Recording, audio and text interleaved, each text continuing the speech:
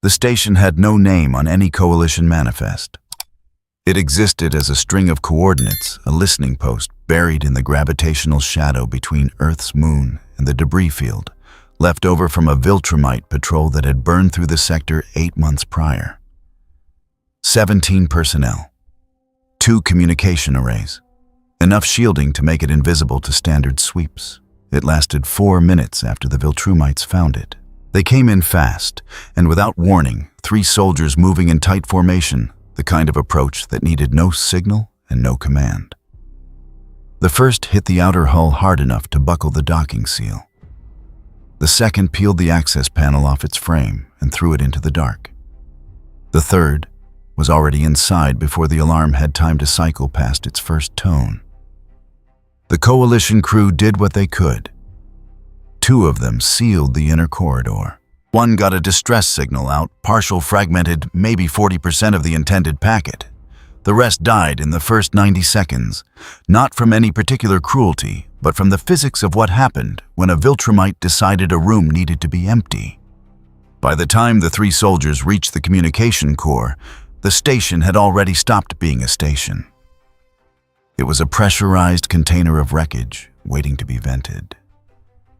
Then the space beside the largest array cracked open. Not an explosion, not a drive signature. A vertical split in the fabric of the area, maybe 2 meters wide edges flickering with the residual charge of whatever transit system had punched through from the other side. It lasted 4 seconds. That was enough. The man who stepped through wore armor, built to a discipline that no coalition engineer would mistake for improvisation. Dark alloy plates layered over a frame designed for sustained combat. A helmet sealed against vacuum, the whole assembly carrying the specific intentionality of military engineering at its highest expression. He was tall, broad at the shoulder. He moved the way very dangerous things move when they are not yet bothering to hurry. He took in the station interior in less time than it took the nearest Viltramite to turn around. The soldier closest to him was a veteran, scarring on his forearms, the stillness that came from surviving things that should not have been survivable. He processed the visual, in under a second recognized unknown armor and a single point of entry, and made the tactically correct decision, close the distance before the target could orient. He crossed the gap at a speed that had ended wars driving with the full force of a Viltramite who had been on the winning side of 100 engagements. The man in the armor sidestepped by perhaps 4 inches. He caught the soldier's arm, used the momentum without fighting it, and redirected that force into the wall. The structural panel behind it deformed outward into vacuum. The second Viltramite was already moving not toward the newcomer, but toward the station's atmospheric controls, smart enough to know that a sealed environment was a weapon if you understood how to use it. He reached the panel. He got one hand on the emergency vent release before the newcomer crossed the room in a single step and hit him at the base of the skull with enough force to end the argument permanently. The third one stopped. He was the most experienced of the 3. He had the discipline not to attack when the math had shifted against him, and the clarity to understand that what he was looking at did not match anything in his operational history. He assessed. He calculated. Then he turned and moved for the hull breach faster than any human reflex could track fast enough that most threats in this sector would not have been able to close the distance. The man in the armor closed it in one stride. What happened next was not a fight. It was a correction. When it was done, the man walked to the communication core. He found the power coupling for the station's primary stabilizer and removed it with the same efficiency he had applied to everything else. Then he stepped through the hull breach and waited. The station took 40 seconds to come apart. He watched from outside, motionless in vacuum, the debris field expanding around him in a slow ring. His helmet's filters darkened automatically against the brief flare of the igniting fuel cells. When it was finished, he turned toward the planet below and regarded it the way a general studies a map before committing forces, not with curiosity, not with wonder, but with the cold arithmetic of acquisition. The electromagnetic signature broadcasting from its surface told him what he needed to know. Organized governance, layered military infrastructure, a population large enough to require coordination at scale. Defended, yes, but defended the way a place defends itself when it has never encountered a threat it could not eventually outlast.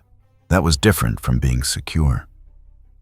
He stayed there for a long time, reading signals, running the arithmetic of what a structured world looked like when someone who had built empires chose to look at it properly. It had resources. It had existing administrative frameworks. It had the bones of something worth keeping if the current occupants could be made to understand the new arrangement. He did not go anywhere else. Thragg. The distress signal reached 3 separate receivers in the following 11 minutes. The first was a coalition relay station 2 light minutes out. The second was a Viltramite command frequency, already tracking the patrol that had gone silent. The third was a GDA monitoring post on the dark side of the moon, automated running continuous sweep on the debris field for exactly this kind of incident. Cecil Stedman was in the middle of a conversation about reanimin redeployment when the alert came through. He stopped talking. He read the signal packet, partial fragmented, but enough. 3 Viltramite soldiers, 1 unknown contact, 0 survivors, station integrity lost. He read it twice.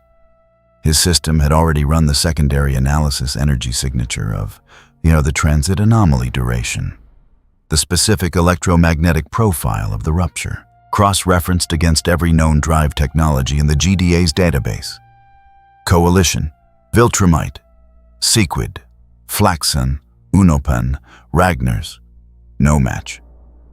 Cecil set the report down. The people in the room were still waiting for him to continue. "Clear the room," he said.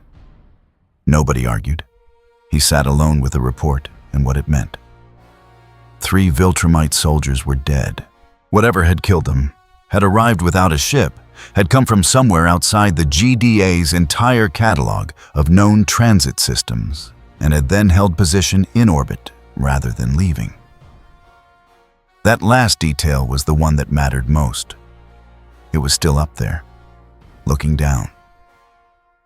He reached for his comm and started making calls.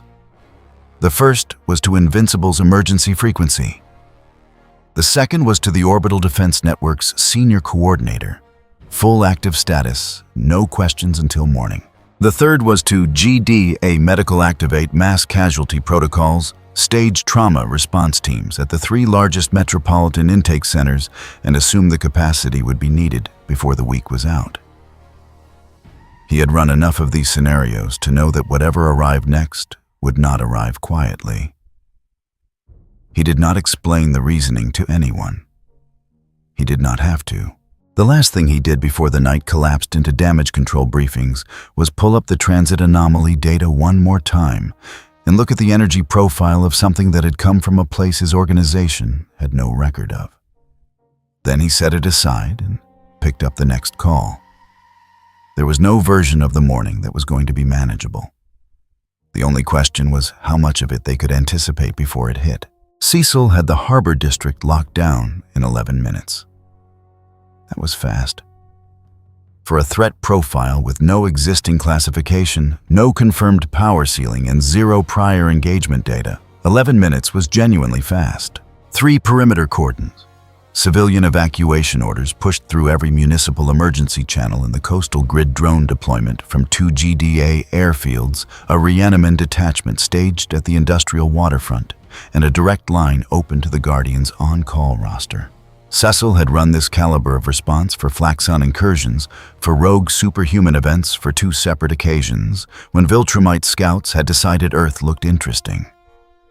He knew the rhythm of it. None of those had come from orbit without a ship. The alert from the Defense Network's upper atmospheric sensors gave them 4 minutes of warning before impact. Zod did not use a landing trajectory. He came down like something that had decided the distance between where he was and where he wanted to be was an inconvenience to be discarded. The sensors tracked him crossing the thermosphere, the stratosphere, the final kilometers of open air above the harbor. And then he hit the concrete of the eastern loading dock with enough force to send a pressure wave rolling through 3 adjacent warehouse blocks and flip a cargo crane into the water like ballast. The dock workers, who had not yet evacuated, ran. The ones who could not run found cover and stayed there. Cecil watched the impact feed on 6 simultaneous screens and said nothing for 3 seconds. Then, Reaniman Eastern Perimeter. Drone Wing 2 suppress and assess. Do not send anyone in close until we know what he's doing. What he was doing was standing in the crater he had made and reading the city. Not the GDA response. Not the drones banking toward him in formation. The city itself. Its skyline, its traffic arteries, the broadcast towers, clustered on the ridge above, the port district, the choke points where their elevated roads narrowed over water, the command height buildings that would control sight lines across 6 districts. He was reading it the way someone reads a thing they intend to hold, taking inventory of what was worth keeping. What could be repurposed where the weight of a population settled into infrastructure that could be used rather than simply destroyed. Drone Wing 2 hit him with a suppression barrage that would have vaporized a main battle tank. The first volley connected. The second volley connected. The smoke cleared on a man standing in the same position. Armor intact, expression unreadable behind the visor of his helmet. He turned toward the primary drone command relay tower at the edge of the dock and put his fist through the base of it. The entire array came down in a cascade of steel and burning cable cutting coordination between wings 2 and 3 and blinding the thermal sensors covering the northern approach. He's targeting infrastructure, Cecil said into the comm. Not personnel first. He's cutting our coordination before he does anything else. A pause. Send the Reaniman and get me Invincible. Attack. Mark was already airborne. He had been 6 minutes out when the impact registered on the emergency frequency, and he had closed that distance without waiting for Cecil's call. Below him, the harbor district was a map of organized chaos, emergency vehicles pushing against the evacuation flow, smoke rising from the dock sector, the distant percussion of the suppression barrage bouncing off the water. He could see the downed relay tower from 2 kilometers out. He could see the figure standing at the center of it. His earpiece crackled, Cecil's voice flat and precise. Invincible, hold your approach. We're still building a picture. There are people in those warehouses. We're working the evacuation. Cecil, hold your approach. He held it for approximately 4 seconds. Then a Reaniman unit at the eastern perimeter went silent. Not damaged, not retreating, just erased from the network. And he saw the figure at the dock move for the first time since landing. Fast, deliberate. Through the Reaniman formation like they were positions on a map, being corrected rather than physical objects, with mass and momentum. Mark stopped holding his approach. He came in hard from the north, angling to pull Zod away from the remaining warehouse evacuation zones, buying distance between the fight and the civilians still moving through the southern corridors. It was the right call. He made it without thinking about it, which was usually how his right calls happened. Zod saw him coming from 300 meters out and did not move. Mark hit him at full speed, both fists the accumulated force of someone trained by Nolan Grayson and sharpened by 2 years of fighting things that did not go down easy. A hit that had caved in the hull of a Flaxen battlecruiser. It connected squarely with Zod's chest, drove him backward 4 meters through a concrete loading platform and buried them both briefly in the wreckage. Mark came up ready. The return strike caught him across the ribs before he had fully cleared the debris. Not a haymaker. A short, economical blow, aimed at the precise point where a half-Viltramite's recovery posture was weakest, delivered with the timing of someone who had studied that posture across 100 different opponents over a very long time. Mark felt two things crack and went sideways into a shipping container, the metal buckling around him as he hit its spine first. He pushed out of it. He always pushed out. "You have Viltrumite blood," Zod said. It was not a compliment. It was a diagnosis delivered with the detachment of someone cataloging a specimen that had not lived up to its potential. "And you're wasting it." Mark spat blood and got airborne again. "Yeah, I get that a lot." He came back in with a different angle, lower faster, aiming to get inside Zod's reach rather than trading force for force. He managed it. He got his arms around Zod's midsection, drove upward, tried to take the fight into the air where the harbor infrastructure was not a factor. It worked for approximately 2 seconds. Then Zod grabbed his forearm, twisted, with a leverage that had nothing improvised about it, and redirected Mark's momentum straight into the harbor water at a velocity that turned the surface of the bay into a temporary crater. Mark was underwater for 6 seconds. When he broke the surface, Zod had already turned back toward the dock grid. The fight from his perspective had been an interruption. He was back to work. What followed was 11 minutes of systematic demolition. Not of the city itself, of the city's capacity to resist. Zod moved through the harbor district the way a surgeon works, cutting specific systems rather than everything at once. He took down the secondary drone relay. He collapsed the GDA mobile command vehicle with one hand while its crew evacuated through the other side. He hit the fuel storage tanks at the northern pier in a way that produced maximum fire coverage and minimum structural damage to the surrounding grid, which told Cecil something genuinely unpleasant about how well this target understood the relationship between chaos and control. The Guardians arrived in the 8th minute. 3 of them, the fastest responders on the roster. They hit Zod in coordinated sequence, one drawing attention high, one flanking low, one targeting the joints of his armor where the plating had gaps. It was a good tactic. In the 30 seconds it bought, the 3rd evacuation corridor on the southern dock cleared completely 1,200 civilians through the checkpoint before Zod could redirect toward it. That mattered. Those 1,200 people made it out because 3 Guardians ran into something that was going to break them and did it anyway. Zod took the flanking strike, blocked the joint attack with his forearm, and put the first Guardian through the wall of a warehouse hard enough to crack the foundation. The second he caught midair before the follow-up could land. He looked at her for a moment. The same inventory-taking attention he had given the city, and set her down with controlled force that broke both her legs cleanly and left her functional enough to be collected by her team. The 3rd Guardian chose to pull back, and he let them go. He had already turned toward the power substation at the southern end of the dock complex. Mark hit him again from behind while he was dismantling the substation. A full-speed strike, no warning, targeting the back of the neck. It landed. It landed well. Zod staggered forward half a step and turned around with an expression that, even through the visor, communicated something very specific. Not anger, not pain, but a recalibration. A small adjustment in how he was categorizing the thing in front of him. "Still standing," Zod said. "That's more than most." Mark did not have an answer for that. He attacked instead, pushing harder than he had. In the first exchange, accepting hits to land, hits the math of attrition that he was used to winning on sheer refusal to stop.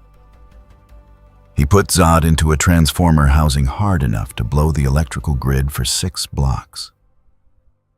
He took a knee to the sternum that drove him 20 feet backward through open air. He came back. He always came back.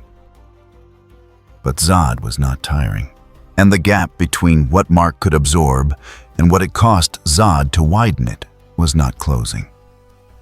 Cecil watched the feeds. The harbor district was burning in 3 sectors. The drone network had lost 60% of its effective coverage. The Guardians were down to 1 member still mobile. Invincible was still in the fight, which said everything about Invincible and nothing that helped with the immediate problem. He got on the line to his strategic coordinator. "What's Omni-Man's last known position?" A pause. "Deep space. Coalition sector near the Taliskrian boundary. We have an emergency ping frequency but no confirmed response time." Cecil looked at the feeds. Zod had just brought down another substation and was scanning the next section of the grid with that same methodical attention, and Mark was climbing back out of a building he had been driven through, and the city was still full of people who had not finished evacuating. "Send the ping," Cecil said. "Priority 1. Tell him what we're looking at." He did not say, "Come home." He did not need to. Nolan Grayson would see the footage and understand what he was looking at, because he had spent centuries building exactly this and would recognize it the moment he saw it coming apart. On the feed, Mark launched himself back into the fight. Going. Upright. Not winning. Not. Nolan Grayson came in from the upper atmosphere at a speed that compressed the air ahead of him into a visible shockwave. No announcement. No approach vector that Cecil's orbital sensors could track cleanly. One moment the sky above the harbor district was empty, and the next it contained a sonic boom and the man responsible for it. Mark heard it from 2 blocks away, where he had been keeping a collapsing warehouse wall from crushing the last group of dock workers who hadn't cleared the evacuation zone. He looked up.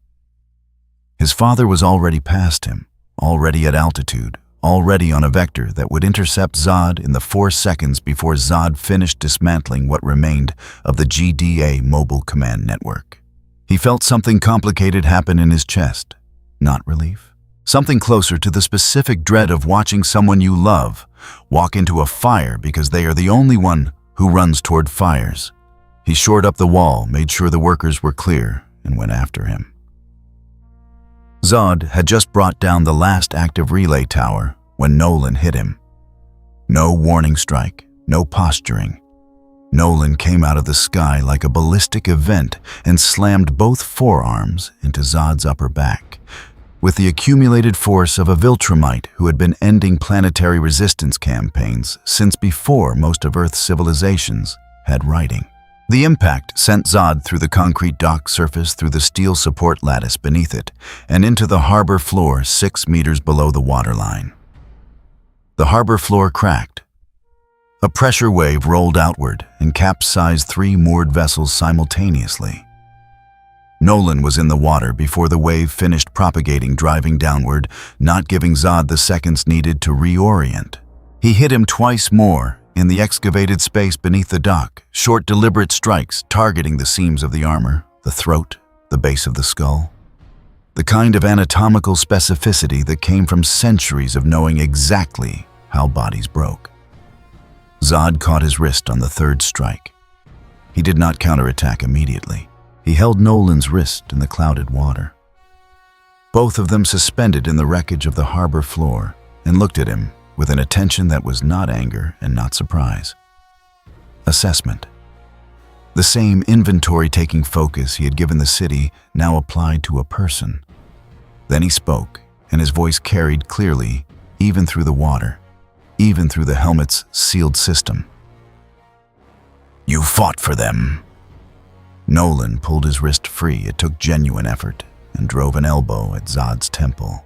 Zod tilted his head, and the strike glanced off the rim of the helmet. "I live here," Nolan said. "That's not what I said." They came up out of the harbor together, trailing water and broken concrete, and the real fight began. What followed was different from everything that had come before it. In the harbor district, Zod had moved through GDA systems and Guardians, and Mark, the way a current moves through a structure, finding the load-bearing points, applying pressure until something gave. Efficient. Almost abstract. Against Nolan, he fought like someone who had finally found a surface worth pushing against. Nolan's opening had done real damage, not crippling damage. Nothing in Zod's bearing suggested impairment, but the kind of damage that required acknowledgement. He rolled his left shoulder once as they cleared the water. Something had shifted in the armor plating there, a seam forced open by the initial strike. He noted it and adjusted, keeping his left side angled away from Nolan's dominant hand. Nolan noticed. Of course he noticed. He had spent 2,000 years learning how bodies favored their injuries. He drove at the left side, immediately forcing Zod to make a choice: take the hit or break his defensive geometry. Zod chose to break the geometry, pivoting faster than something his size had any reasonable claim to putting himself above Nolan and driving downward with a two-handed strike that hit Nolan's upper back and sent him through the road surface of the harbor approach, through the utility conduits and storm drains beneath it, and into open air on the other side of the elevated highway overpass. The overpass swayed. A section of railing gave way. 3 vehicles that had not made it out of the evacuation zone slid toward the gap. Nolan came back up through the road he had gone through, concrete falling off him in pieces, and hit Zod at the apex of his downward arc. The collision happened mid-air, 50 meters above the waterfront, and the shockwave it produced blew out every remaining window in a 4-block radius. An alarm somewhere below began cycling in a frequency that suggested structural compromise. Mark arrived at the edge of the fight and immediately understood 2 things. The first was that his father was genuinely hurting Zod. Not winning Zod was faster on the recovery, more precise on the counter, and operated with the specific authority of someone who had never once in their life questioned whether they would prevail. But the hits were landing. The armor at Zod's left shoulder had a visible deformation now. One of the visor seals was weeping a thin vapor trail that suggested pressure compromise. The second thing Mark understood was that he had no place in this exchange. Not because he lacked the will, and not because his father hadn't needed backup before, but because inserting himself into the geometry of what Nolan and Zod were doing would not add force. It would add chaos. And chaos, right now, favored Zod. He peeled off toward the highway overpass. Instead, got the sliding vehicles back from the gap and started coordinating with the 2 remaining GDA ground teams on civilian clearance. It was not the fight he wanted to be in. It was the fight that needed to happen. Above him, Nolan drove Zod through the facade of a waterfront office building. 12 stories, steel reinforced, the kind of structure designed to absorb seismic events. It absorbed approximately 1/3 of the impact before the internal frame gave way. They came out the other side in a cascade of glass, and spalled concrete traded 4 strikes in the open air, and Zod caught Nolan by the throat.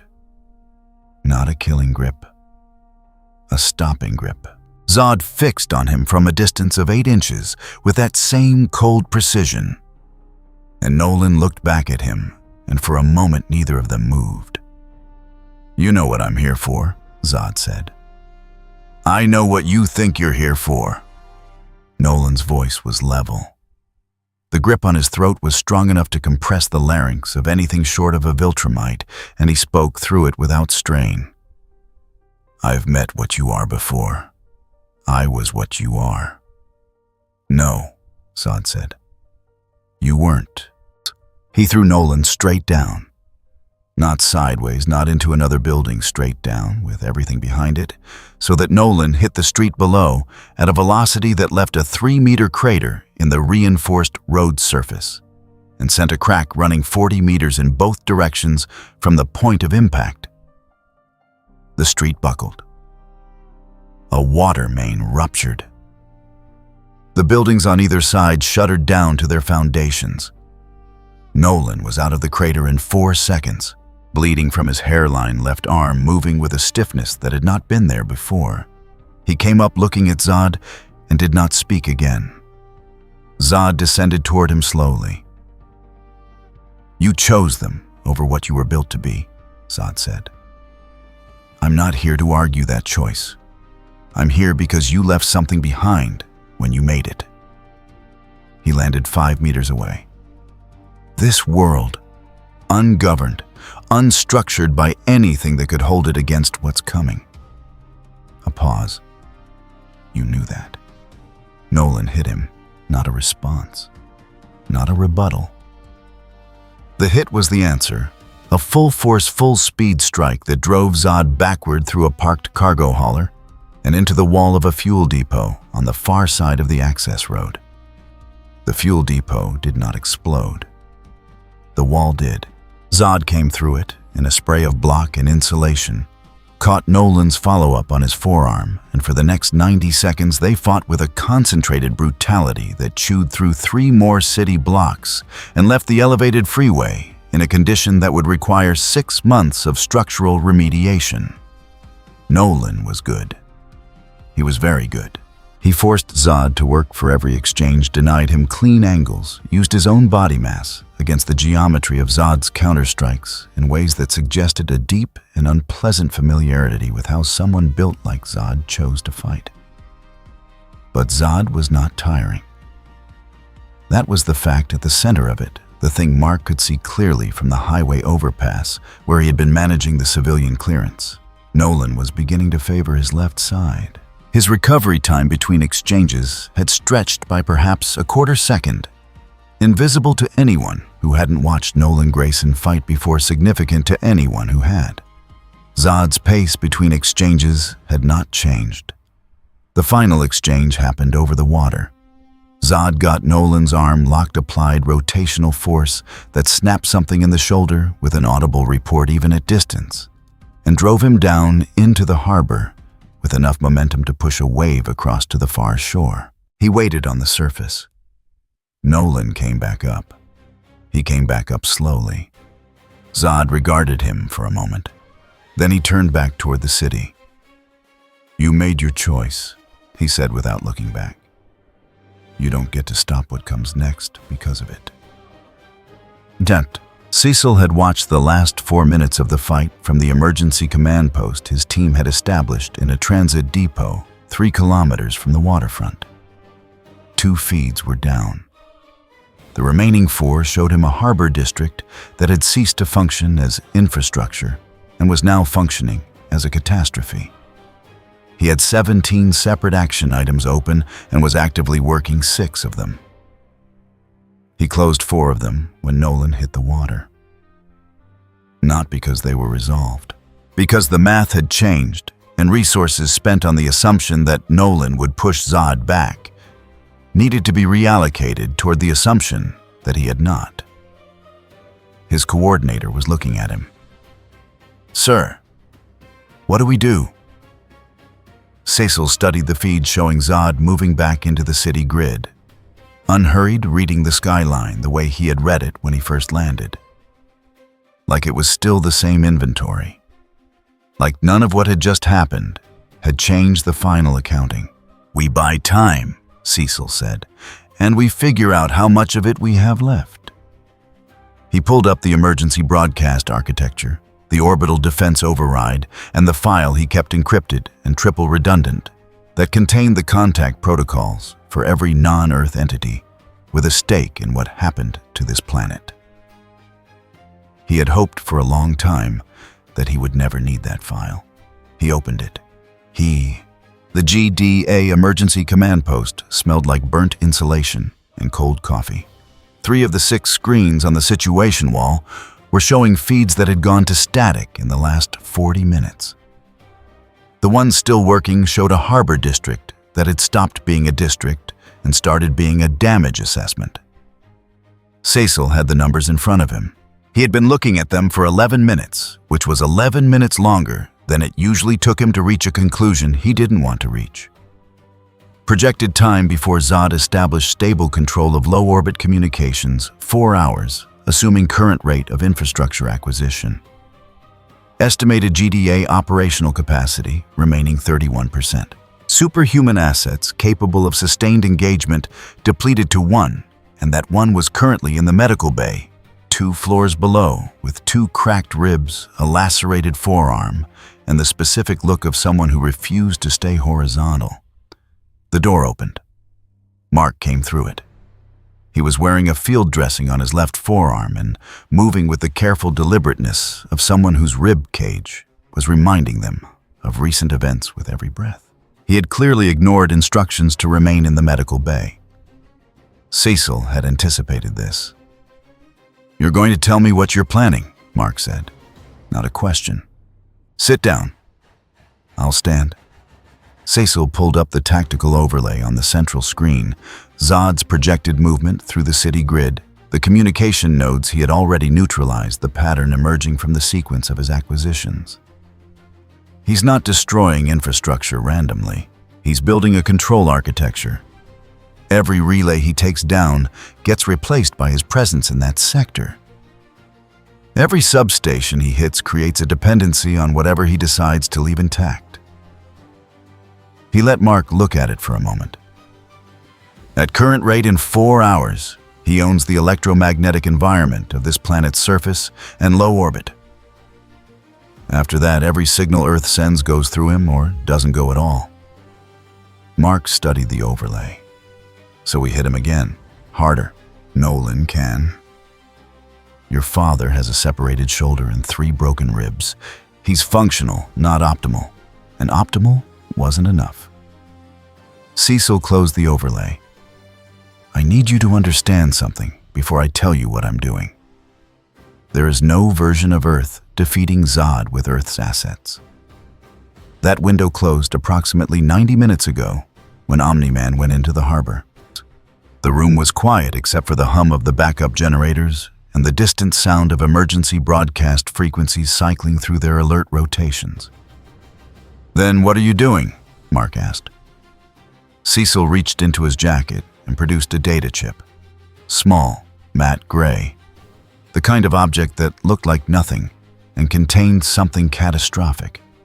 "Coalition tracking frequencies, Viltramite command channels, 6 other signal architectures belonging to entities that have a strategic interest in what happens to power structures in this sector of space." He set it on the desk between them. "I'm going to transmit a targeted data packet on all of them simultaneously.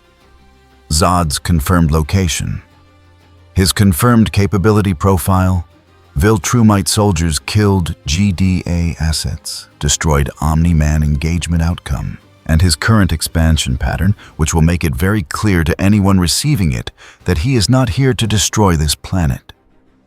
He is here to own it." Mark looked at the chip, then at Cecil. "You're telling them where he is." "I'm telling them what he's building. There's a difference." Cecil's voice stayed flat, which was the only register it ever used when he was making the decisions he liked least. "Viltrum will respond because one of their soldiers just killed 3 of their own and is now occupying their target acquisition. Coalition will respond because a new imperial structure forming in this sector represents an existential threat to everything they've built against Viltrum. And there are others who will come because they follow power the way weather follows pressure systems. Not because I called them, but because the transmission will tell them something large enough to matter is happening here. People will die." Mark's voice had gone very controlled, which meant he was angrier than when he shouted. "More people on Earth. Because you turned Earth into the place where everyone comes to deal with this." "Yes." "That's Cecil, that's..." "The alternative is 4 hours from now, Zod controls global communications, and 6 hours after that, he begins whatever the next phase is." Cecil picked the chip back up. "I don't know what that phase looks like in detail.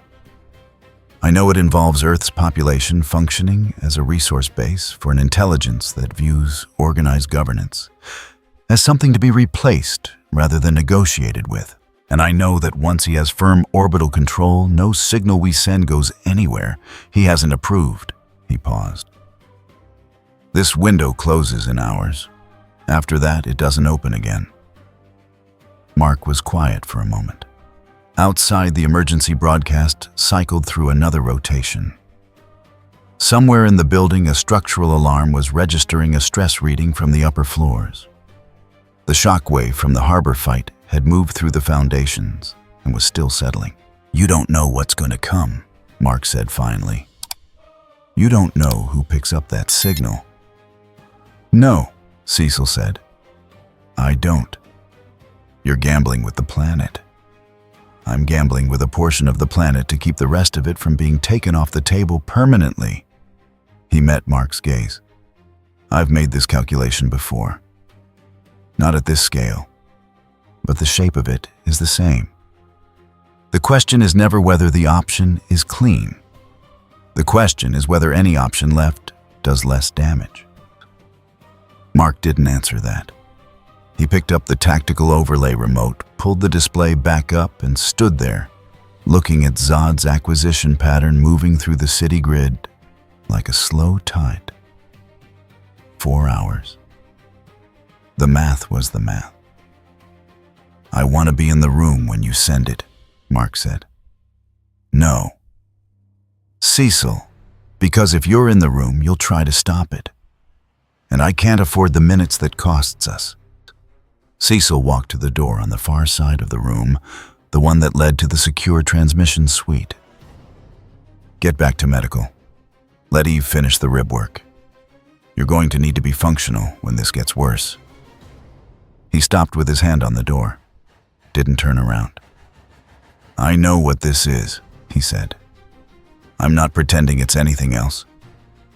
Then he went through the door and closed it behind him. The transmission went out 17 minutes later on 42 simultaneous frequencies encoded in 6 different signal architectures. The data packet contained no request, no plea, no diplomatic framing. Just raw intelligence coordinates, capability assessment, acquisition pattern projected timeline. Information packaged so that anyone receiving it could reach the obvious conclusions themselves without being told what to think. Cecil sat in the transmission suite afterward and watched the confirmation logs populate. 42 cents, 42 delivery confirmations. It was moving outward at the speed of light, already past the moon, already past the point where anything could call it back. The capability assessment had been correct. The timeline had been correct. He was reasonably confident he had not been wrong about the strategic calculus. What he could not know, what he had been honest enough to admit at least to himself, was what exactly he had set in motion. Which frequencies had active monitoring? Which entities would reach which conclusions? Whether the things that came would be manageable or merely different. He pulled up the orbital sensor feed. Zod was moving through the northern communications grid, now steady and unhurried, adding nodes to the architecture he was building with the patience of someone who understood that control was not an event, but a process. The signal was already past the moon. Whatever came next was already in motion. Nolan watched the Viltramite drop from orbit from the roof of the GDA field station, his arm in a temporary brace that Eve had fabricated from composite polymer and stubbornness. He recognized the descent profile before he could see the face, that exact angle of re-entry that Viltramite soldiers used when they wanted to announce themselves. Controlled. Deliberate. The kind of approach that said, "I am not hiding, and I am not afraid of what's waiting." He knew what it meant that she had come instead of Thragg. It meant Viltrum still thought this was a problem that could be handled at arm's length. Anissa hit the waterfront at the edge of the combat zone and took 3 seconds to read what Zod had done to the harbor district. 3 seconds was a long time for a Viltramite. She was using them carefully. The destroyed relay infrastructure, the systematic pattern of it, the way the damage concentrated on communication nodes rather than population centers. She had fought human militaries. She had fought coalition units. She had fought things that broke cities because breaking cities was the most efficient path to submission. This was different. This looked like someone who intended to keep the city. She found Zod 200 meters north, dismantling a broadcast tower with the unhurried focus of someone running an agenda rather than a rampage. She closed the distance without announcing herself. Came in low and fast from his blind left, the same damaged shoulder seam that Nolan had opened, and hit him with a driving tackle that had ended larger engagements than this one. Zod went sideways rather than down. He absorbed the vector shed her grip in one rotation and put a strike across her jaw that she felt in her back teeth. She came back immediately, no hesitation, trading the hit for position and getting her hands on his helmet. She tried to torque his neck. He countered by grabbing her forearm and using her own leverage to flip her overhead and into the broadcast tower's steel base hard enough to fold the lower section. She came out of it bleeding from her hairline. She had expected that. What she had not fully expected was the quality of the counter, not just strength, but the specific mechanical intelligence of someone who had been disabling opponents of her caliber for a very long time. She struck again and again. She drove him back 15 meters across the concrete, landed 4 clean strikes to his torso, forced him to block rather than simply redirect. For about 30 seconds, the exchange was competitive. Then Zod caught her fist mid-swing, held it, and looked at her with an expression that needed no translation. He hit her 3 times in sequence, fast, targeted, and atomically specific in the way that Nolan's strikes had been, but with less mercy in the spacing. She blocked the first, deflected the second, and the third caught her in the sternum with enough force to crack 2 ribs and send her backward through the remnant of the broadcast tower. She hit the bay 10 meters behind it. She surfaced. She tried to get airborne. Her body told her clearly that she was going to need a moment she did not have. Zod watched her from the waterfront. He turned away before she had finished surfacing. Not dismissal exactly, but the cold indifference of someone who has already calculated what comes next. "Tell Thragg," he said loudly enough to carry, "that I found his empire poorly organized." The sound came from the north. Not an approach vector, something between an impact and a roar, the unmistakable audio signature of a Viltramite who was not bothering with controlled descent, because controlled descent implied caution, and Conquest had not operated with caution in several centuries. He hit the waterfront 300 meters from Zod's position, and the blast radius took out what remained of the northern pier infrastructure. He stood in the new crater he had made, and his grin was the grin of someone who had been waiting for exactly this feeling, and had finally found it again. His left eye was clouded, an old injury that had never fully repaired, because Conquest had never been particularly motivated to let it repair. His armor bore the damage patterns of engagements that predated most of Earth's recorded history, repaired in places not repaired in others. Everything about him was built around the ability to absorb punishment and return it with interest. He looked at Zod across 300 meters of wrecked waterfront and laughed. It was not a pleasant sound. 3 Viltramites, he said, and then Anissa, and then Nolan Grayson.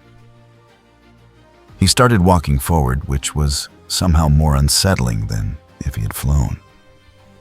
I heard all of it. Every report, every frequency. His voice carried easily across the distance, rough and delighted. Do you know how long it's been since someone made that kind of noise? Zod did not respond. He tracked Conquest's approach with the same attention. He gave everything recalibrating based on the mass, the gait, the damage profile of the armor. Conquest covered the 300 meters in just over 2 seconds. He connected with both fists, and the impact blew a crater in the reinforced dock surface large enough to park a freighter in. Zod had not moved to avoid it. He took the hit, absorbed it, and returned it from the inside of the crater with a strike that lifted Conquest off the ground and sent him through the hull of a dry-docked cargo vessel moored at the adjacent berth. The vessel's hull caved inward. Conquest emerged through the other side, laughing. What followed bore no resemblance to the clinical efficiency of the previous engagements. Conquest fought the way. A wildfire burns not tactically, not strategically, but with a comprehensive commitment to consuming everything within reach. He hit things that were not Zod, simply because they were in his hands when he swung. He took hits that would have ended most apex-level combatants and treated them as information about where to apply more force next time. Zod matched him. Not with the same abandon, Zod's economy of motion stayed consistent, even as the scale of the exchange climbed, but with an escalating seriousness that had not been visible against any previous opponent. Conquest was not being redirected. Conquest was being contained, barely at a level of commitment Zod had not shown since arriving in this sector. They went through the remaining dry dock infrastructure. They went through the seawall. They went through 300 meters of open water and into the rock face of the cape on the far shore. And the cape shed a significant portion of its southern face into the bay from the accumulated impact. Mark, pulling the last group of dock workers from a collapsed warehouse on the north side of the evacuation zone, felt the shock wave roll through the ground under him and looked up at the column of water rising from the bay. He understood that he could do nothing useful in that direction and kept moving. Nolan, from the roof of the field station, watched the exchange with the expression of someone doing math they did not want to finish. He had fought Conquest. He knew what Conquest's upper range looked like. What he was watching now was Conquest operating at that upper range and not gaining ground. He reached for his comm. "Cecil." "I see it," Cecil said. "That's not a scouting engagement anymore." "No, it isn't." Conquest drove Zod back into the harbor through a section of the damaged seawall. Got both hands on his helmet and tried to remove it with the specific enthusiasm of someone who had ended fights that way before. Zod broke the grip, took a knee strike to his damaged shoulder that forced a genuine reorientation, and came back with a combination that drove Conquest through the floating debris field and into the shallows. Conquest rose from the shallows, bleeding from 3 places, which visibly improved his mood. "More," he said. The word came out like a verdict. Zod landed 1 strike. Not a combination. 1 full extension, every mechanical advantage of his frame, committed to a single point at the base of Conquest's sternum. The force of it drove Conquest through the water, through the silt of the harbor floor, and into the bedrock beneath it. The surface collapsed inward to fill the displacement. The water settled. Conquest did not come back up. Zod stood in the shallows for a moment. His left shoulder's armor was severely compromised, now the gap that Nolan had opened forced wide by Conquest's sustained assault. He rolled the joint once, assessed the mechanical limitation, and accepted it. Then he looked at what remained of the harbor district, the fires, the collapsed infrastructure, the emergency broadcast frequencies still cycling their alerts, and began walking back toward the city. On the Viltrum command channel, 3 things happened in rapid succession. The first was a damage report that no one on the receiving end had expected to file. The second was a 14-second gap in transmission, where the officer responsible for the channel apparently could not find the appropriate protocol for what he was reporting. The third was a single-word override code that cleared every other frequency simultaneously. Thragg had taken the channel personally. He did not ask for a full report. He did not request tactical assessment or strategic options. He listened to the confirmation that Conquest was dead, and then the channel carried only the sound of someone breathing very steadily for 11 seconds. "Prepare my departure," he said. And the channel went silent. Alan came in from the upper atmosphere without ceremony, without the announced descent profile that Viltramite soldiers favored, and without any particular interest in being seen before he was ready. He had spent the last 6 hours reading Cecil's data packet, cross-referencing it against the Coalition's own surveillance of this sector, and running the numbers on what a new imperial structure forming around Earth would mean for every post-Viltrum arrangement the Coalition had spent decades negotiating. The numbers were not good. He pulled up alongside Mark in the northern evacuation corridor, matching speed for 2 seconds. Mark looked terrible, dried blood on his jaw, moving with the careful economy of someone whose ribs were still reminding him of recent decisions. He also looked like he had not considered stopping. "You look like you lost," Alan said. "Working on it," Mark said. "How many people still in the grid? Northeastern sectors are mostly clear. Southwest is still running. There's a hospital complex about 1 kilometer from his current position that hasn't finished evacuating." Alan processed that. "I'll push him north." "He doesn't push easy." "I know." Alan banked away from the evacuation corridor and angled toward the column of smoke rising from the communications district. "Keep the Southwest moving. Don't come into the center exchange." Mark didn't argue, which meant he understood the math, even if he didn't like it. Zod was 3 blocks into the communications grid when Alan hit him. No preamble, no announcement.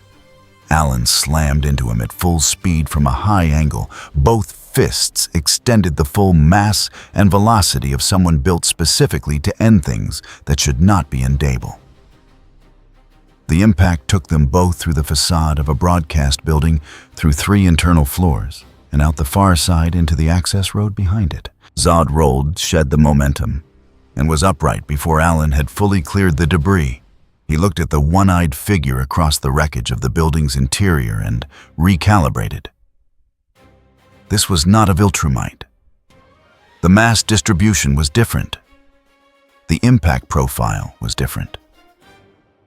Whatever this was, it had been built for a specific purpose, and that purpose had something to do with generating more kinetic force per unit of body weight than almost anything Zod had encountered.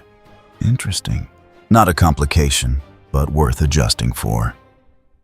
Alan came back in low and fast changed angle twice in the approach.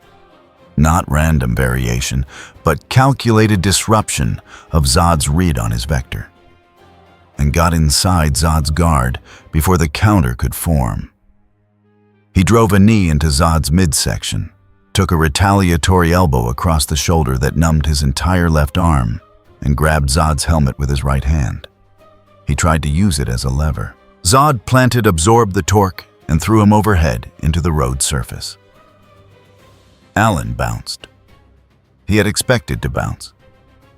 He used the rebound to get airborne and came back around for a second pass before Zod had finished resetting. This was the difference between Alan and the previous opponents. He did not fight in exchanges. He fought in sustained pressure. Every time Zod reset, Alan was already back in motion. When Zod found a counter, Alan had already changed the approach. It was less like a fight and more like a current, relentless. Not especially elegant and very difficult to simply stop. Zod started hitting him harder. Alan took the escalation and matched it. They demolished the communications block over the next 4 minutes. The broadcast building's structural frame came down around them. The substation on the adjacent corner went when Alan drove Zod through its transformer housing. A section of elevated roadway above them shed 2 lanes of concrete onto the street below from the accumulated shockwaves, and the resulting dust cloud turned the entire block into a gray murk, through which the sounds of impact continued without pause. Then something large came through the murk from the east, and it was not moving like someone who had just arrived. Battle Beast had been tracking the fight for 11 minutes. He had followed the damage trail from the harbor, not because anyone told him where to go, but because damage trails of that magnitude left a kind of signature that he had learned to read over a lifetime of seeking exactly this. The scale of it. The quality. The character of destruction that came from something at the very top of what a body could do to the world around it.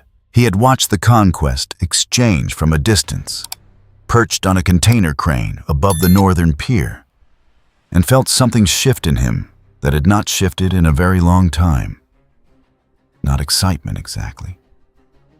Something more fundamental. The recognition that finally, somewhere in this universe, there was a thing worth the effort of dying near. He dropped into the communications district from the crane's height, landed on a building's roof, and crossed 3 rooftops in 3 bounds before he dropped into the murk of the combat zone. He did not announce himself. He found Zod by the sound of the impacts, oriented by the pressure waves, and came in from the north, while Alan was engaging from the west. He hit Zod across the back of the shoulders with his weapon, a strike that had caved in the hulls of warships and ended the careers of things with names people still remembered, and felt it connect with something that did not give the way things usually gave. Zod staggered forward half a step. Battlebeast stared at the back of his armor for a moment. Then he hit him again harder. This time Zod turned around. They looked at each other across 18 inches of smoke-filled air. Battlebeast's mane was coated in concrete dust. His remaining eye was very bright. The weapon in his hand was already drawing back for the next strike. "Finally," Battlebeast said. The word carried an entire career of disappointment in a single syllable. What happened next was not describable in terms of strategy or coordination.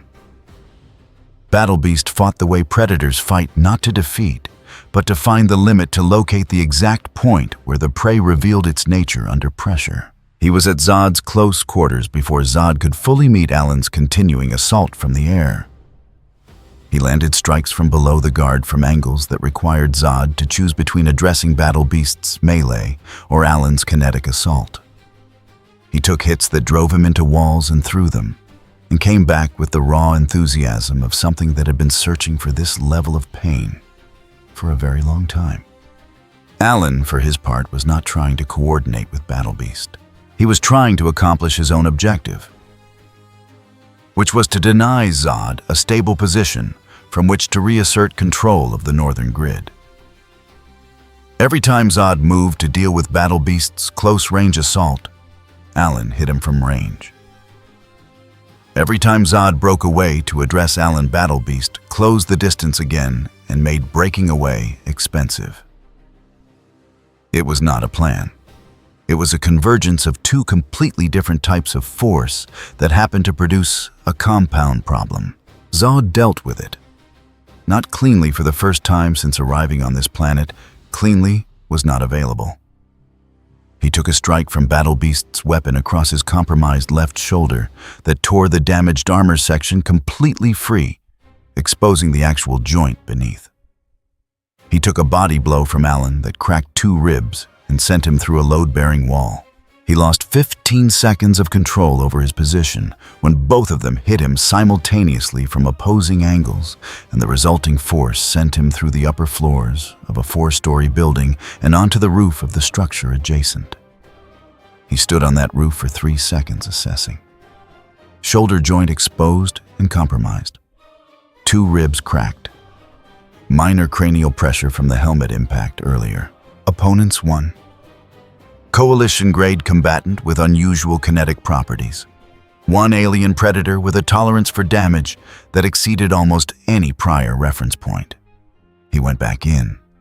He went for Battlebeast first, a combination targeting the neck and the orbital socket of his remaining functional eye fast enough that the predator's own reflexes barely processed the first strike before the second connected. Battlebeast went sideways into a ruined wall and stayed there for 4 seconds, which was 4 seconds longer than most things survive that combination. He turned to Alan and hit him 3 times in the space of 2 seconds. Alan blocked the first. The second broke through the block. The third drove him straight down through the road surface and into the utility infrastructure beneath the street. The road settled over the impact site. Battlebeast pulled himself out of the wall, assessed the damage to his face, 1 eye already useless. Before tonight now, a laceration across the orbital ridge that would likely cost him peripheral vision on the right, and started back toward Zod with the gait of something that had not yet decided the fight was over. Zod looked at him. "You're not fighting for them," Zod said. Not an accusation, more like something he was filing away. "No," Battlebeast said. He raised his weapon. "I don't fight for anyone." Zod connected once more, full commitment, and Battle Beast went through the exterior wall of the building behind him and did not immediately reappear. The building itself groaned, shed a portion of its upper section, and settled into a new and lower structural configuration.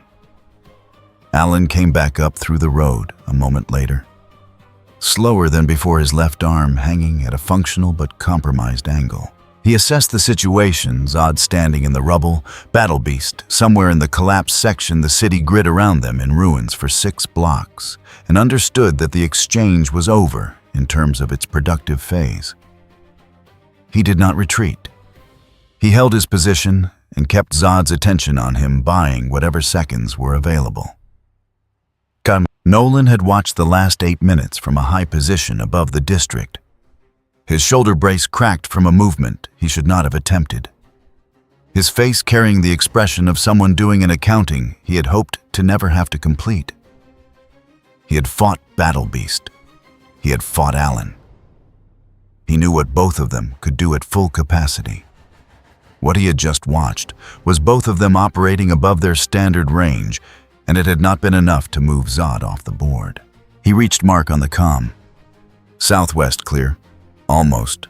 2 more minutes. Make it 1. Mark heard something in his voice. "Dad?" 1 minute, Mark." He closed the comm and looked at the ruined communications district below. Zod was moving again back into the grid, already reasserting the agenda that had been interrupted. The exposed shoulder joint had not changed his pace. The cracked ribs had not changed his focus. The entire district, the people, the infrastructure, the accumulated pressure of Alan and Battle Beast had cost him something, but not enough. Somewhere above the atmosphere, a ship was already in transit. Nolan did not need a sensor feed to know that. He understood Viltrum the way you understand a thing you spent centuries being part of. Thragg would not send another probe. He would not wait for another report. The Grand Regent was coming himself. And when Thragg arrived, whatever this was would stop being a containment problem and start being something that did not have a name in any language Nolan had learned to think in. He began moving toward the southwestern evacuation corridor. There were still people down there. There was still something he could do that was useful. For the moment, that was enough. The Viltramite command ship did not announce its arrival.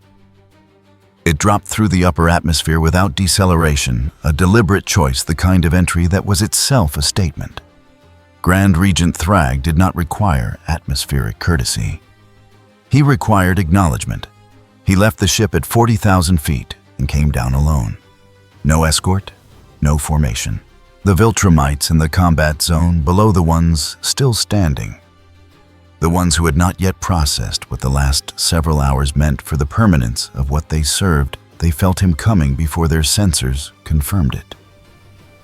Something in the air changed. The way it changes before a pressure system breaks. He landed in the ruins of the harbor district with enough force to send a crack running 60 meters through the reinforced dock foundation in both directions. He stood in the crater he made and looked at the state of the city around him. Then he looked at what was standing in the middle of it. Zod had been dismantling the northern broadcast grid when he registered Thragg's descent. He stopped. He turned. He assessed the figure across 500 meters of wrecked waterfront with the same attention he gave every tactical problem, quickly, completely, without sentiment. What he saw was substantial, larger than Nolan, larger than Conquest, moving with a stillness that was not the patience of restraint, but the stillness of something that had never needed to hurry because the outcome had always been foregone. Zod began walking toward him. Thragg did not move. He waited. Not from uncertainty, from the specific authority of someone who expected the world to come to him, because it always had. They met in the open stretch of ruined dock between them, 40 meters from the waterline, and neither moved. "You killed my soldiers," Thragg said. His voice carried no heat. It was the voice of a verdict being read. You killed Conquest. You've spent 3 days disassembling the infrastructure of a world that belongs to the Viltrum Empire. It belonged to the Viltrum Empire, Zod said. That's a different thing. Thragg hit him. No wind-up. No stance shift that gave warning. The strike came from a stillness to full extension in a fraction of a second, and it connected with Zod's chest with a force that moved him, genuinely moved him 3 full steps backward, the dock surface cracking under his heels from the transferred momentum. Zod absorbed it. He assessed it. Then he came back in. What followed departed immediately from every prior exchange in the city. With Nolan, the combat had been about 2 different philosophies of empire colliding through experienced bodies. With Conquest, it had been about one thing, simply trying to consume another. With Alan and Battle Beast, it had been compound pressure from mismatched angles. With Thragg, it was architecture against architecture. 2 beings who had each in their own domain been the final answer to any question of force. 2 bodies moving with the economy of things that had never needed to develop technique for its own sake, because the technique had always been adequate and the problem had always eventually broken. They traded strikes at a velocity that made the air between them crack and heat. And each exchange landed with the weight of something structural being tested. Thragg was stronger than anyone Zod had met in this sector, not by a small margin.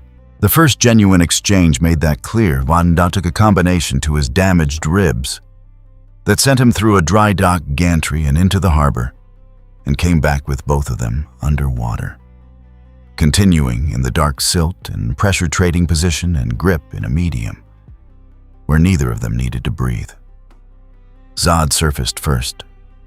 Thragg came up a second later, and for the first time since arriving on Earth, Zod took a moment before re-engaging. He was recalibrating. Not retreating, recalibrating. The way a military commander adjusts after the first contact report proves the enemy stronger than assessed.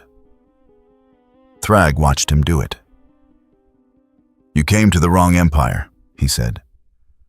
I came to a poorly led one, Zod answered. That's not the same as the wrong one. He went back in on a different vector, abandoning the direct approach that had worked against everyone else and shifting to a pattern that distributed force across more strikes at shorter intervals. Thragg adapted. He moved with a speed that did not match his mass, which was itself a feat, and he countered the interval approach by closing distance so aggressively that the shorter strikes had no room to generate force. They went through the seawall.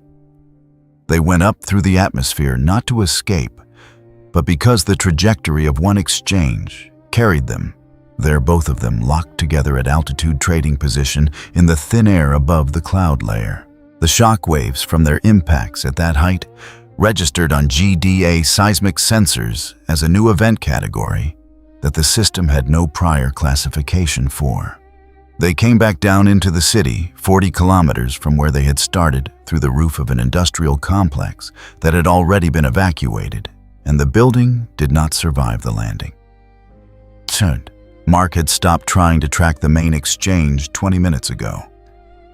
He was in the southwestern residential sector, pulling people out of a building that had partially collapsed from a shockwave 3 kilometers away. And even here, the ground shuddered every 40 seconds with the transmitted force of what was happening elsewhere. He worked fast. He did not think about the math of what Thragg versus Zod meant. He thought about the woman on the 3rd floor who could not move her legs and the staircase that was no longer weight-bearing. He got her out. He went back for 2 more. He did not look at the sky. Alan had taken the northern approach to the orbital debris field, clearing the Viltramite support infrastructure that Zod had not yet addressed, the logistics chain that Thragg's ship had brought with it, the secondary command nodes that would become someone else's power base if left intact. It was not glamorous work. It was necessary work, and Alan understood the difference. Battle Beast sat on a collapsed section of elevated highway, his weapon across his knees, watching the column of smoke and light that marked where Thragg and Zod were currently located. His face was still bleeding from earlier. He did not appear to notice. He was not going to insert himself. He understood without being told and without caring about the political dimension that what was happening over there was not a fight he had been invited to. It was something older. He could wait. The fight moved back toward the water. Thragg had begun fighting differently in the last 10 minutes, not more cautiously, but more deliberately. He was targeting the structural damage Zod had accumulated over 3 days, the shoulder joint where the armor had been torn away, the ribs that Alan had cracked the cranial pressure from the earlier helmet impacts. He was doing what Viltramite commanders did against opponents they could not outspend in raw exchange. He was applying pressure to existing fault lines. It was working. Zod's right side was compromised now, the cracked ribs limiting the full extension of certain combinations. He compensated, shifted his dominant axis, began favoring approaches that kept his right side out of the most exposed angles. Thragg tracked the adjustment and moved to deny it. For 3 minutes, Thragg was winning, not dramatically, not decisively enough. But Zod was being pushed back a meter at a time across the wreckage of the waterfront. Thragg was hitting more than he was being hit. The gap between his recovery pace and Zod's was measurable for the first time. Then Zod stopped retreating.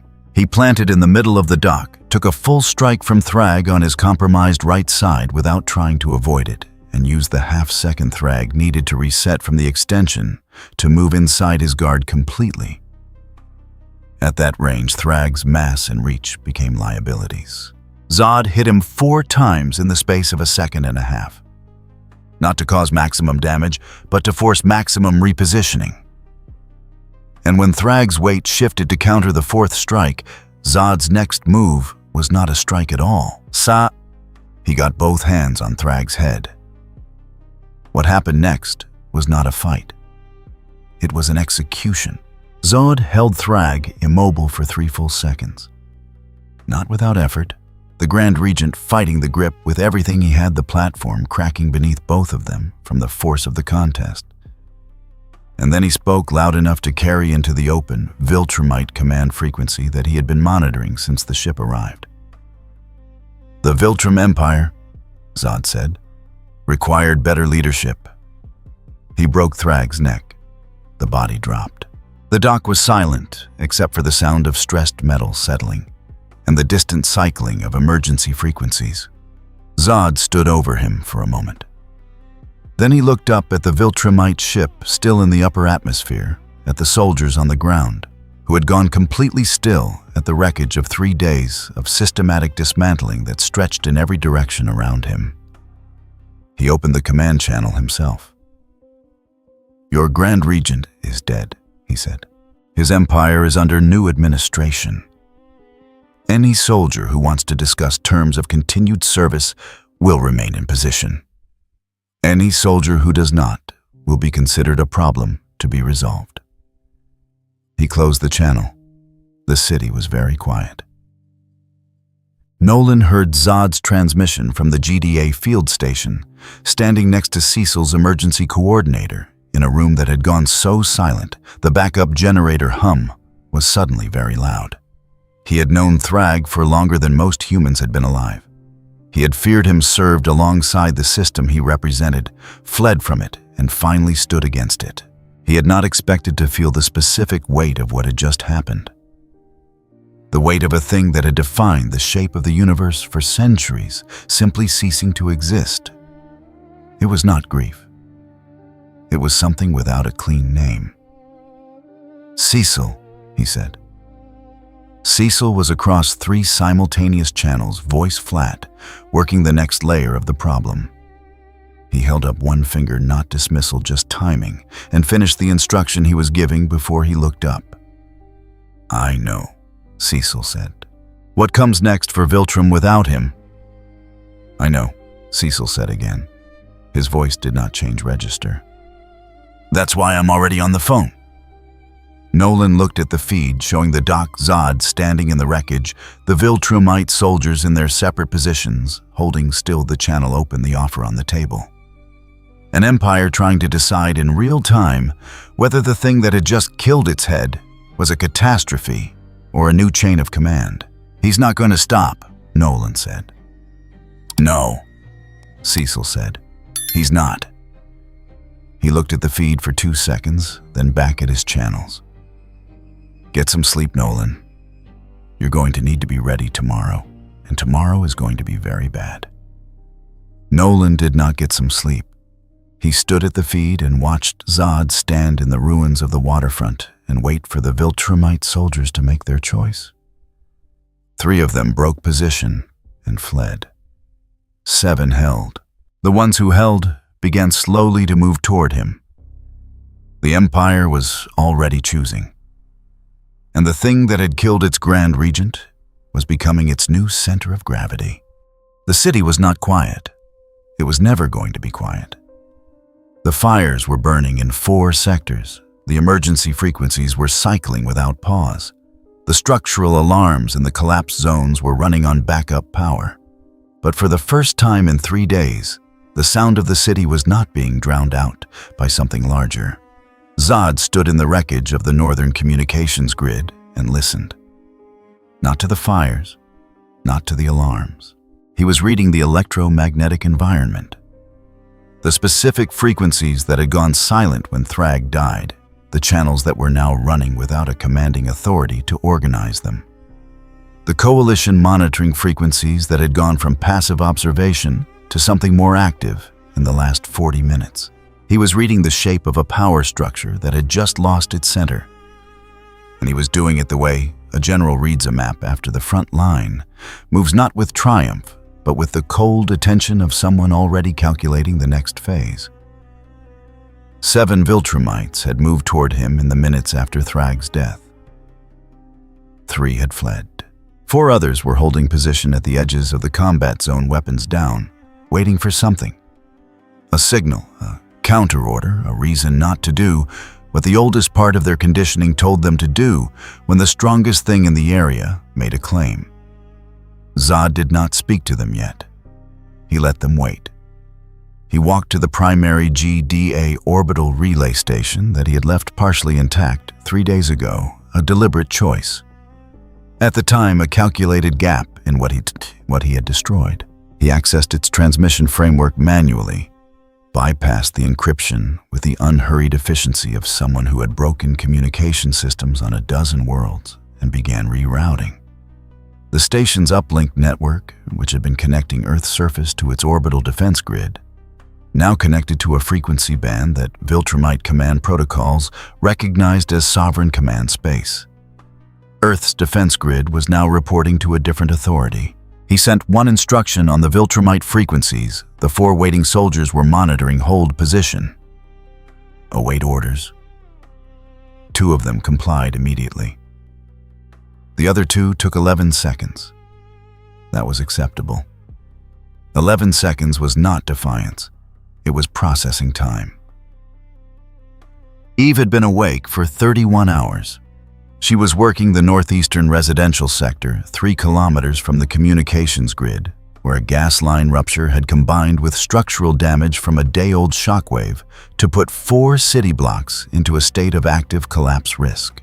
She could not fix the gas line that required physical repair teams, and she was one person.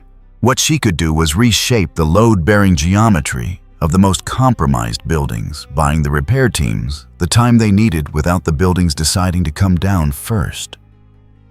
She was on her 4th restructured facade when Mark found her.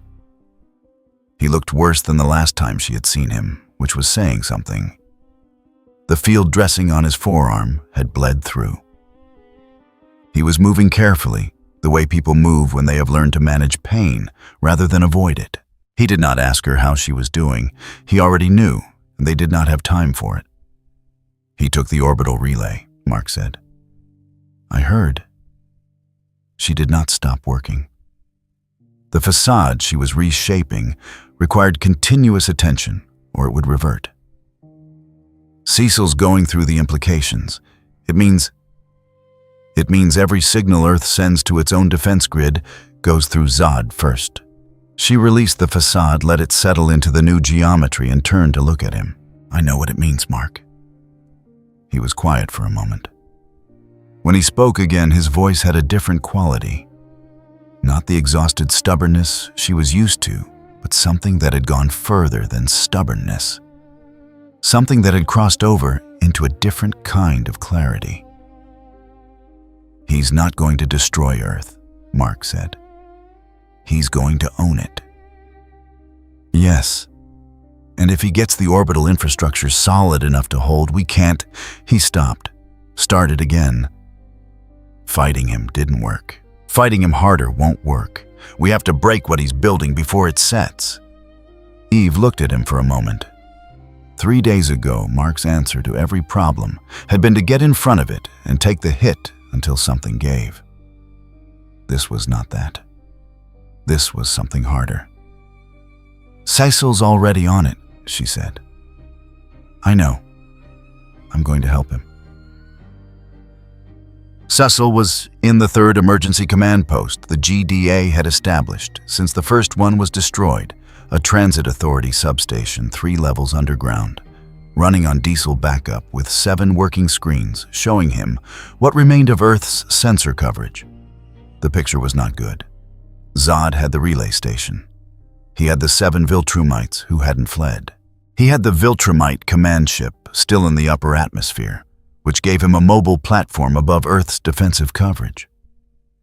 And he had Cecil estimated approximately 6 hours before he could route enough of Earth's existing satellite network through his new command architecture to make dislodging him from orbital control extremely difficult. 6 hours. That was the window. Nolan was standing beside him, arms still in the brace. Looking at the feeds with the expression he had worn since Thragg died, not grief, not fear. Something more like the look of a man doing a structural inspection on a building he used to live in, and finding the damage worse than expected. He'll consolidate the Viltramites first, Nolan said. The ones who didn't run. They're not loyal to him yet, but they're conditioned to follow strength. And right now, he's the strongest thing in this sector. He has maybe 3 hours before that reflex becomes habit. 3 hours for them, Cecil said. 6 for the orbital infrastructure. So the real window is 3. Less. Nolan's voice was flat. He knows that too. Cecil pulled up the deployment map of what remained. Which assets were still mobile, which personnel were still mobile, what Eve had managed to preserve of the physical assets. The numbers were not encouraging. But they were not 0, and 0 was the only number that meant it was over. If we go at him directly again, Cecil said, we lose. We've established that. What we need to do is not beat him. We need to make the thing he's building too unstable to hold. Destroy the relay he just took, Nolan said. That's part of it. But if we only destroy the relay, he takes another one. We need to hit the relay, the Viltramite ship, and his consolidation of the remaining soldiers simultaneously. We need all 3 at the same time, or he anchors around whichever 2 we didn't hit. We don't have enough people for 3 simultaneous targets. We have Mark, Cecil said. We have you.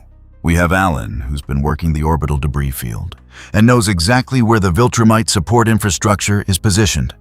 We have Battle Beast, who is sitting on a collapsed highway and will absolutely go back into something, if the something is big enough. He paused. And we have Eve, who can reshape the physical environment faster than Zod can account for it. Nolan was quiet. It won't be enough to beat him, Cecil said. I know that. The goal isn't to beat him. The goal is to collapse the structure he's building before it can support his weight. Force him off the board without a firm foundation to return to. He looked at the screens. He came here from somewhere. If we can deny him Earth as a base, he has no platform in this sector. That's not a victory. It's the least bad version of survival. He'll come back, Nolan said. Maybe. But not with Earth already organized under his command. And not before we've had time to prepare for what comes next. Cecil turned away. Get Mark. Get Alan. Tell Battle Beast there's one more thing worth hitting. Nolan held his gaze for a moment. Then he nodded once and reached for his comm. Mark got the call from his father while he was helping Eve shore up the last compromised building in the northeastern sector. He listened. He did not argue. He did not ask whether it would work because that was the wrong question, and they both knew it. When? He said. 40 minutes, Nolan said. Maybe less if Zod moves faster than Cecil's projecting. Mark looked at the building above him. The restructured facade Eve had shaped the load-bearing adjustments that were the only thing standing between 4 city blocks and a cascade collapse. He looked at Eve, who was already watching him. I'll be there, he said. He closed the comm. Eve was still watching him. You know this might not work, she said. Not a question. Yeah. He looked at the sky, what little of it was visible through the smoke. Somewhere up there, Zod was routing Earth's own systems toward a different owner. But if we don't try it, definitely doesn't. He went. The GDA substation smelled like diesel and wet concrete. 3 of Cecil's 7 screens had gone dark in the last hour. The map on the central display showed a city that had been systematically taken apart over 4 days and was now in the process of being reorganized by the thing that had taken it apart. Cecil looked at the map. Then he looked at the people in the room. Mark was leaning against the far wall with his arms crossed, the field dressing on his forearm. Dark with dried blood, his jaw set in the particular way it got when he had run out of room to be optimistic and had settled into something harder. Nolan stood near the door, weight distributed carefully to avoid loading his damaged shoulder, watching the map with the expression of a man who recognized the pattern on it. Eve sat on the floor beside the power junction. Eyes closed, hands resting on her knees, not sleeping, but conserving. Alan occupied the space near the secondary feed, reading the orbital sensor data, with a focus that had not shifted in 20 minutes. Battle Beast was not in the room. He was outside on the street above, sitting on a section of collapsed overpass in the dark. He had not been invited to this conversation and had not asked to be. 2 hours, Cecil said. Maybe less. Once he routes the secondary satellite array through the command framework he built off the relay station, we lose the ability to communicate between our ground assets without going through his system. After that, coordinating anything becomes difficult. Impossible, Alan said without looking up from the display. Difficult, Cecil repeated. It was not optimism. It was precision. He had learned a long time ago that the difference between difficult and impossible was usually effort and willingness to pay the price of the effort. We have one window. It requires hitting 3 targets at the same time.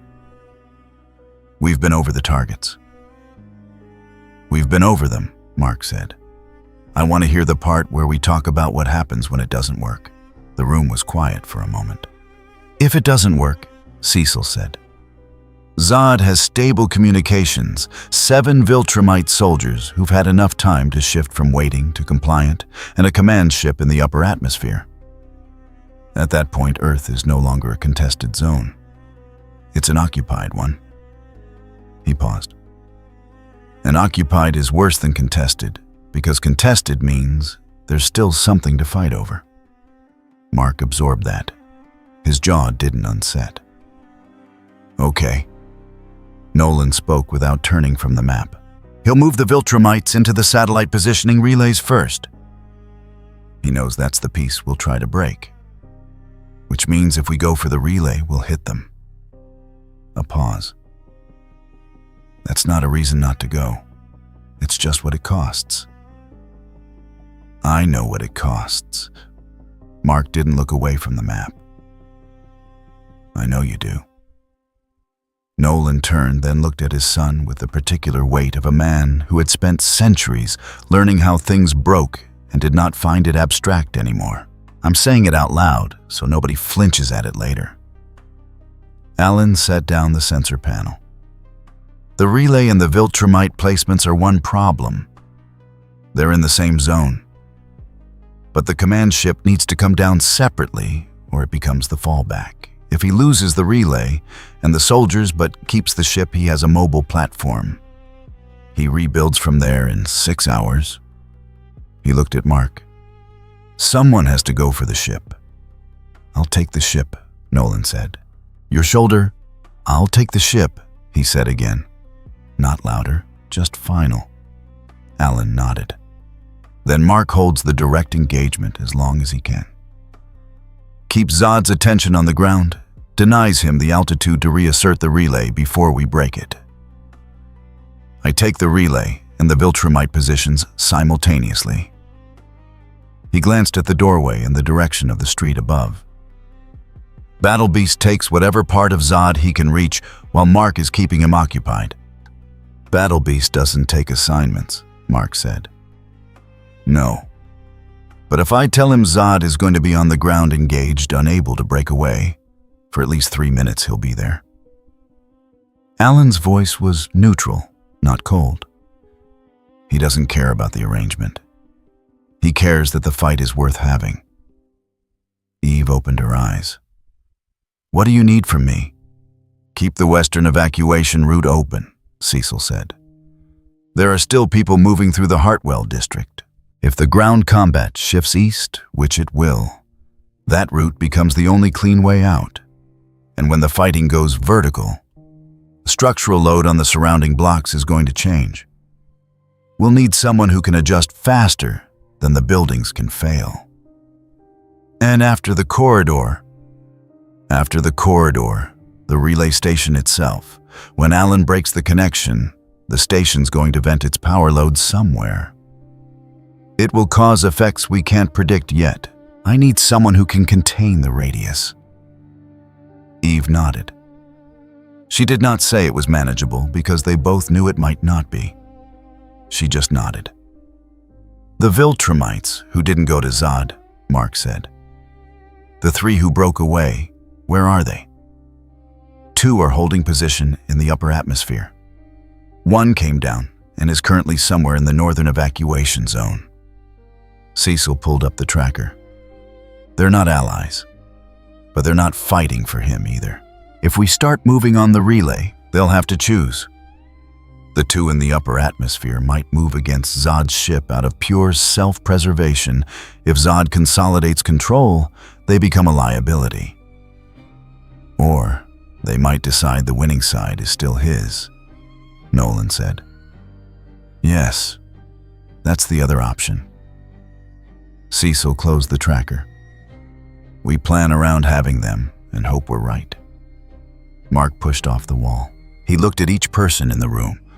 Not a speech, not a moment of inspiration, just a visual check, the way you look at a section of damaged structure to see what it can still hold.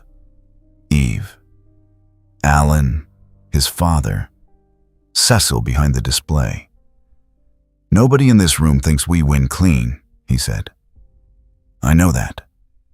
I'm not asking for that. He stopped, tried to find the exact shape of what he meant, which was harder than it used to be, because the exact shape of what he meant had changed. I'm asking for enough. Enough to keep Zod from closing his hand around this planet before we can breathe again. That's what we're doing. Not more than that. Nolan said nothing. Alan said nothing. Eve was already on her feet doing the quiet internal inventory of what she had left. Cecil reached for his comm. Then we move in 40 minutes. Mark, you'll want to talk to Battle Beast. I know. He won't agree to a plan. I know. Mark moved toward the door. I'm not going to ask him to agree to anything. Outside the city was a low orange glow in 4 directions from where Battle Beast sat on the broken overpass. His weapon was across his knees. The laceration above his right orbital ridge had crusted over. He was watching the northern skyline, where the faint heat signature of Zod's activity pulsed against the cloud cover like a slow heartbeat. Mark came up beside him and stood there without speaking. Battle Beast did not look at him. "You're going back in," Battle Beast said. His voice had the texture of gravel and old damage. "Yeah." "Because you have to." "Yeah." A long silence. In the distance, something structural in the northern sector gave way with a sound like a long exhale. "He's upright," Battle Beast said. Not a complaint. Something closer to satisfaction. After all of that. "For now," Mark said.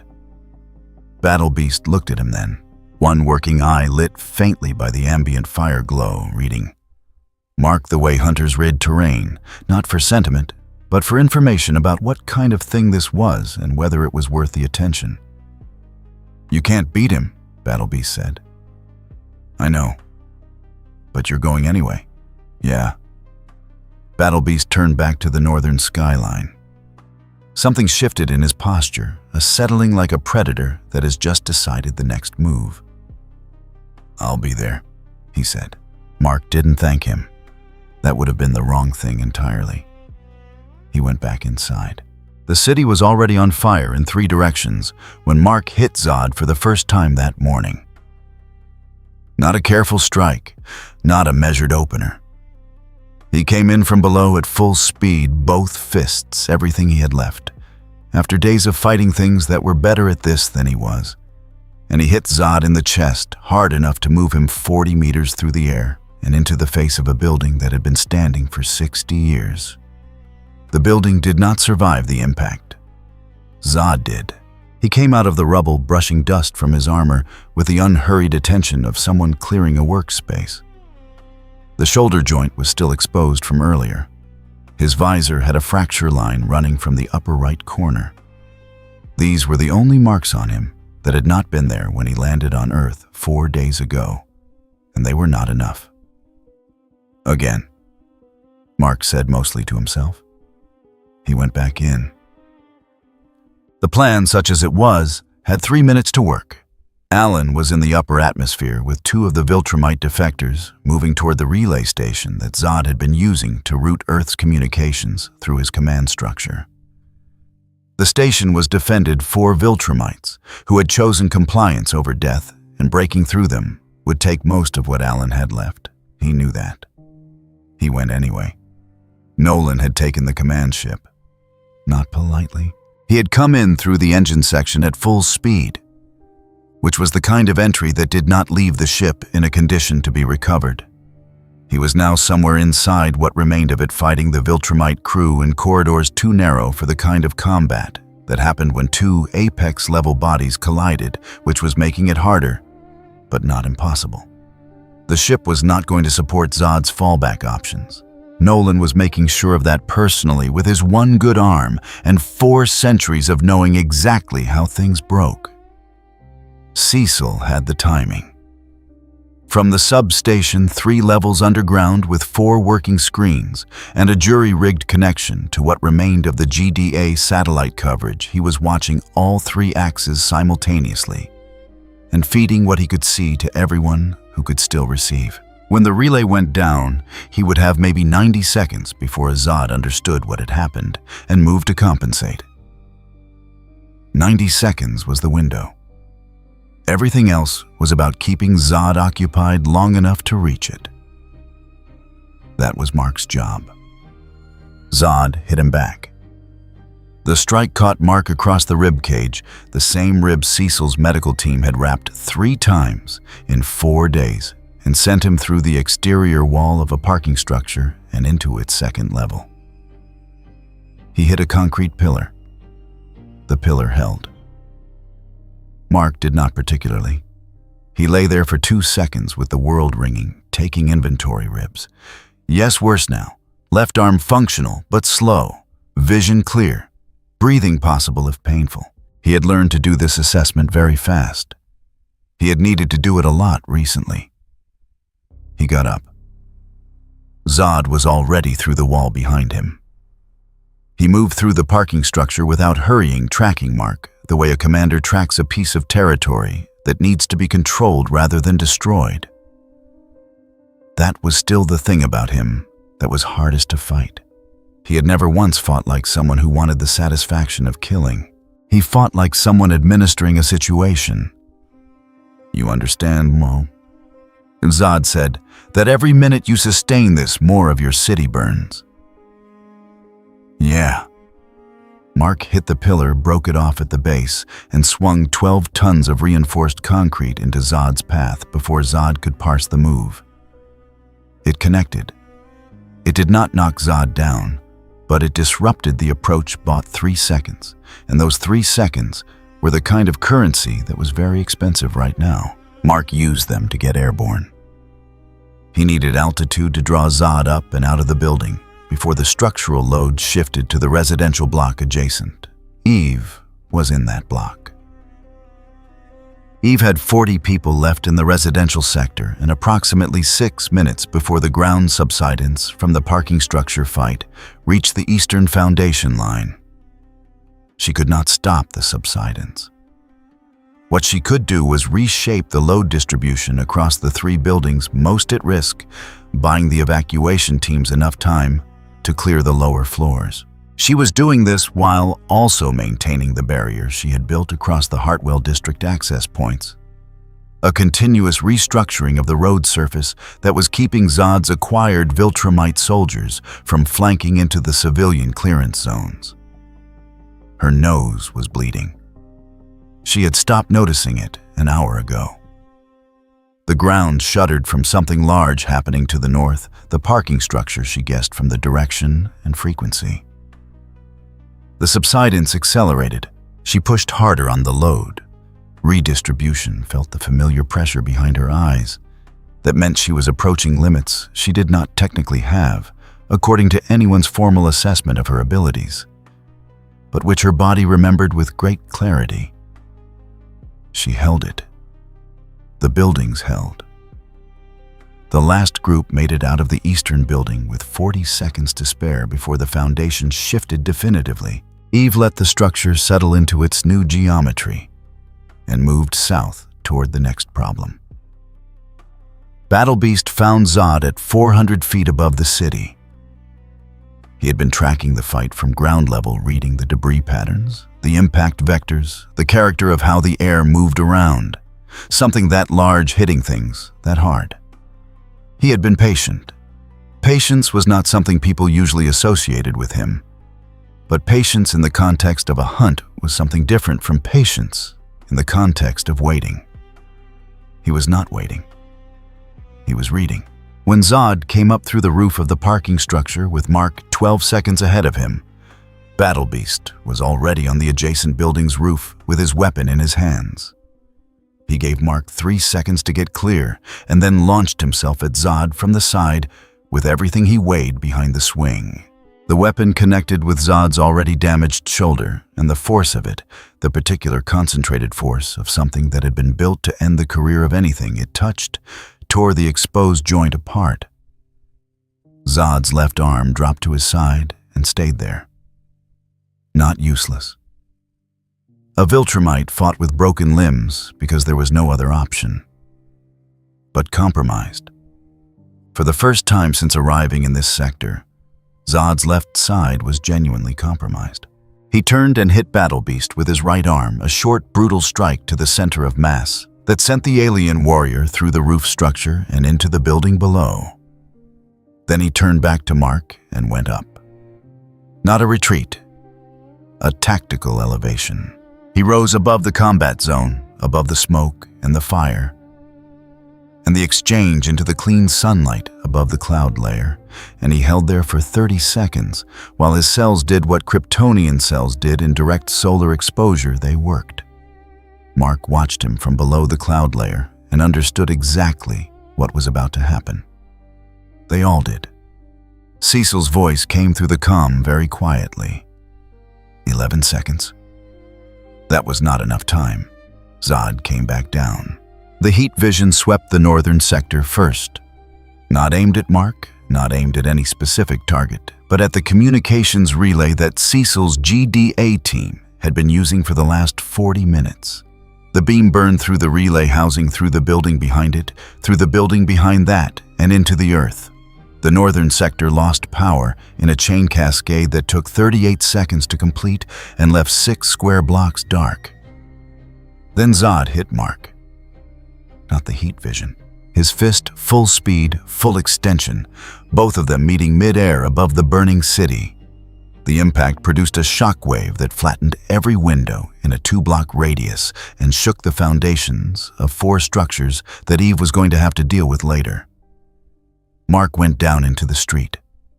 The street opened up around him. He was in the sub-level infrastructure for 3 seconds before he found something to push against and came back up. The world was loud and white at the edges. He was bleeding from somewhere new. He could feel it without knowing exactly where. 2 ribs had just become something worse than 2 ribs. He looked up at Zod descending toward him through the settling dust and ash, and made the calculation very quickly he had nothing left that would stop Zod. But he did not need to stop Zod. He needed Zod to be here on the ground, focused on this fight for 45 more seconds. He went back in. Said, Alan broke the relay. He lost the use of his left hand in the process. A Viltramite defender had gotten hold of it during the final approach, and the angle was wrong by the time he could address it. But the relay went down. At the moment Cecil had told him it needed to, and the command structure that Zod had spent 2 days routing through it collapsed with a sound that was not a sound but a series of cascading error signals that every communication system on Earth suddenly stopped receiving. For the first time in 40 hours, Earth's satellites were talking to each other without going through an intermediary. It lasted 90 seconds. Cecil had been right about that. Zod felt it. He was in the middle of the 15th exchange with Mark.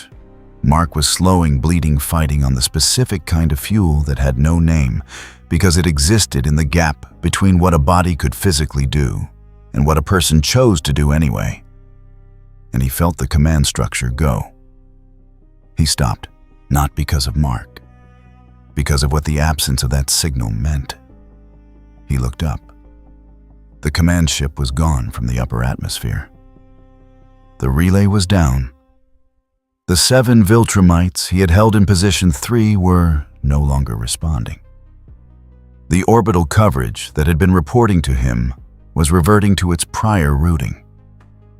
The architecture he had spent 2 days building was coming apart. He had 90 seconds, perhaps less. He chose to spend the first 15 of them on Mark. The strike that landed was the worst thing that had happened to Mark Grayson in several days of very bad things happening to Mark Grayson. It drove him from ground level through 3 sub-levels of the city's infrastructure, through water mains and conduit and the roots of the old transit system and into the bedrock. He did not lose consciousness. He was not sure if that was fortunate. He lay in the dark with the bedrock above him and the city shaking from everything that was still happening. And he breathed, and he noted that he was breathing, and he got up. It took longer this time. That was honest. He was not going to pretend it did not take longer. But he got up.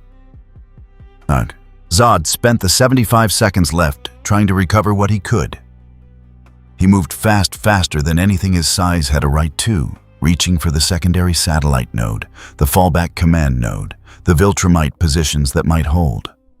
Eve reshaped the approach route to the secondary relay before he reached it, turning the access road into something that could not be crossed quickly, buying Alan the 4 seconds he needed to arrive first and destroy it. Nolan came out of the wreckage of the command ship and hit Zod from altitude, not to win, but to force a direction change that cost 8 of the remaining seconds.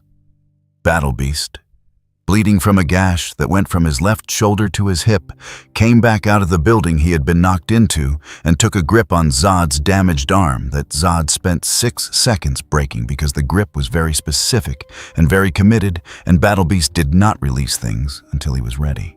Mark came up out of the street. He did not have a plan. He did not have a speech. He had a direction toward Zod, toward the center of the thing that needed to be disrupted, and he had enough left to move in that direction, and he used it. He hit Zod. Nolan hit Zod from above at the same moment.